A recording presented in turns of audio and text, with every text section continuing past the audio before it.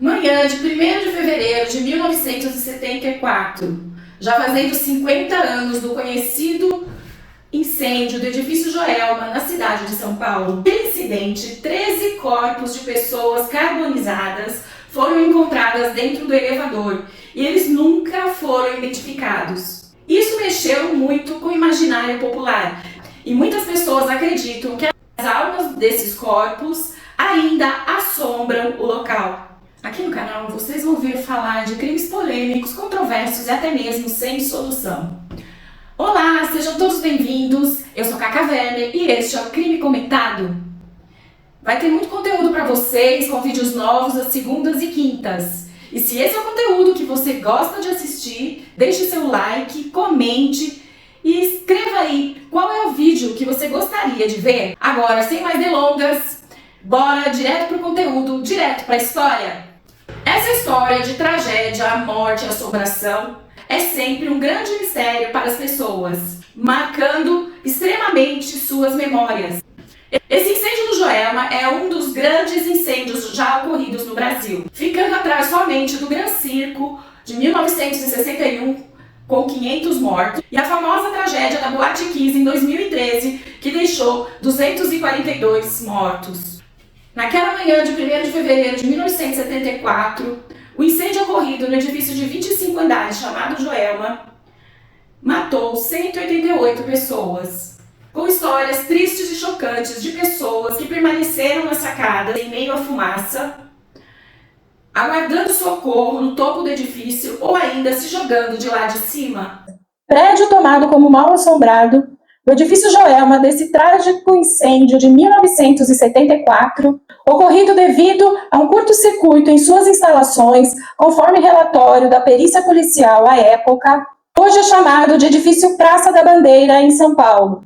Ainda que as pessoas acreditem em espíritos e assombrações que vagueiam por seus andares. E antes mesmo de ser construído o edifício Joelma naquele local, um homem teria matado sua mãe e irmãs na própria casa, em 1948, marcando tragédia e tristeza no mesmo espaço, apenas separados pelo tempo. Popularmente, as 13 almas do incêndio do edifício Joelma tornaram-se milagrosas. Como se a dor virasse fé, a tragédia se transformasse em milagre, com o sofrimento das almas trazendo a graça.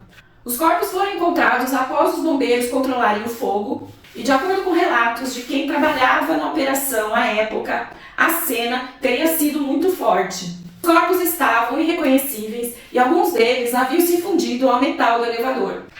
Porém, dava para se perceber que eles teriam se abraçado como o último gesto de suas vidas. Em meio a um choque muito grande, a tragédia é surreal para o entendimento e concepção humanas, fazendo com que as pessoas recaiam em lendas urbanas de salvamento de pessoas por entidades desconhecidas e transformando as vítimas em assombrações. Enterrados lado a lado no cemitério de São Pedro, em São Paulo, sem identificação, foram envolvidos em saco preto. Na época, o enterro foi acompanhado por uma multidão comovida e sensibilizada pelo horror que essas almas passaram. Lá no cemitério de São Pedro, também foi construída uma capela para as 13 almas do incêndio. Passados pouco mais de 10 anos do enterro dos 13 corpos encontrados carbonizados no incêndio, ficando fácil de imaginar o pânico e os gemidos no local naqueles momentos. As pessoas começaram a relatar ter ouvido gemidos e barulhos vindo dos corpos enterrados. Eles estariam gemendo e chorando exatamente como ocorreu naquele dia. Para os céticos, o convênio que trabalhou por longos 37 anos nesse cemitério diz nunca ter ouvido nada. Mas muitas pessoas acreditam, e acreditam também em espíritos vagueando pelos andares do edifício. A popularidade das 13 almas está bastante ligada a todo o sofrimento e as chamas do incêndio. Então lá, no local da sepultura dos corpos, são colocadas garrafinhas de água pelos seus devotos, uma espécie de simbologia de alívio de seus sofrimentos. Tudo aquilo que não dominamos e não temos controle torna-se inexplicável para nós. Mas se você parar para pensar, a religião é algo inexplicável. E tudo que vem dela, nós simplesmente acatamos e nos devotamos.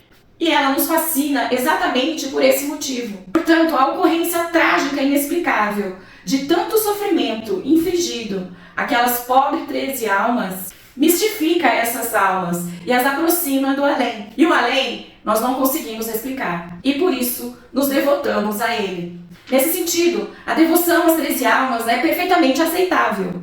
E a partir do momento que começam a surgir relatos sobre as 13 almas, mais e mais pessoas passam a acreditar, assim se devotando também a elas.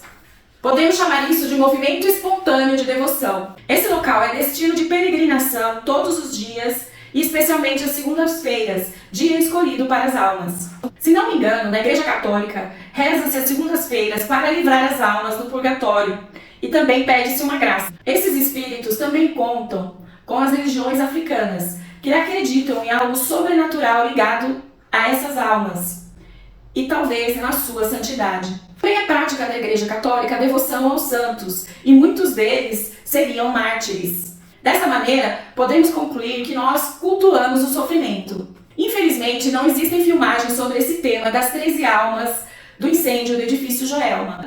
Para quem quer saber um pouco mais sobre essa situação toda, assistam o filme Joelma, 23º andar, de 1979, sobre a história de Volkmar, que trabalhava no 23º andar do edifício Joelma à época. Ela havia consolado sua mãe através de cartas psicografadas por Chico Xavier e realizou travessuras durante as filmagens no set de gravação. Essa foi a História Assombrada de hoje e até a próxima!